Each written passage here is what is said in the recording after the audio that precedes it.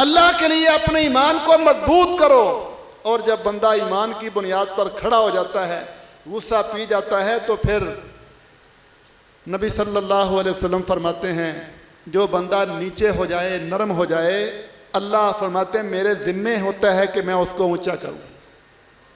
پھر اس کی عزت اللہ بڑھاتا ہے. ایک روایت میں حدیث قدسی ہے، اللہ تعالیٰ فرماتے ہیں مجھے اپنی عزت کی قسم ہے، مجھے اپنے جلال کی قسم ہے، مجھے اپنی کبریائی کی قسم ہے، جو میری وجہ سے نیچے ہوگا میں اس کو اونچا کروں گا. تو ان فتنوں میں، ان آزمائشوں کے دور میں ہمیں اپنے ایمان کا خیال رکھنا ہے، اپنے ایمان کو تازہ رکھنا ہے، اپنے ایمان کو بڑھانا ہے. یہ چیزیں ہمارے ایمان کو کمزور نہ کریں.